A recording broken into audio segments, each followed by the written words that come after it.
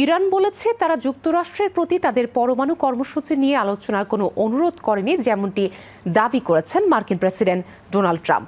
ইরানের পররাষ্ট্র মন্ত্রণালয়ের মুখপাত্র ইসমাইল বাঘাই মঙ্গলবার দেশটির রাষ্ট্রীয় সংবাদ সংস্থা তাসনিমকে বলেন, ইরানের পক্ষ থেকে যুক্তরাষ্ট্রের কাছে কোনো বৈঠকের অনুরোধ করা হয়নি।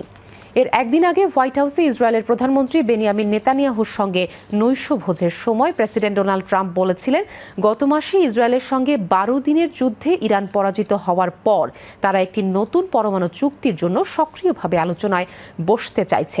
এমনকি ট্রাম্পের মধ্যপ্রাচ্য বিষয়ক দূত স্টিভ উইটকফ বলেছেন, এই বৈঠকে আগামী সপ্তাহেই অনুষ্ঠিত হতে পারে। তিনি ওই নৈশভোজে উপস্থিত ছিলেন। ইরানের পররাষ্ট্রমন্ত্রী আব্বাস আরাগচি গতকাল ফাইন্যান্সিয়াল টাইমস পত্রিকায় প্রকাশিত এক মতামত নিবন্ধে লিখেছেন, তেহরান কূটনীতিতে আগ্রহী, তবে আরও আলোচনার বিষয়ে সন্দেহ করার যথেষ্ট কারণ ইরানের আছে। এদিকে চীনের কাছ থেকে ভূমি থেকে আকাশে উৎক্ষেপণযোগ্য ক্ষেপণাস্ত্র ব্যবস্থা হাতে পেয়েছে ইরান। ইসরায়েলের সঙ্গে 12 দিনের সংঘাতের পর নিজেদের আকাশ প্রতিরক্ষা ব্যবস্থা পুনরায় শক্তিশালী করতে তেহরান নিজেদের অস্ত্র ভাণ্ডার সমৃদ্ধ করার দিকে মনোযোগ দিয়েছে।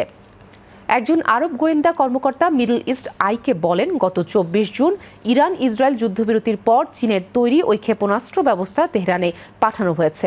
উল্লেখ্য, ইরানের তেলের সবচেয়ে বড় ক্রেতা চীন।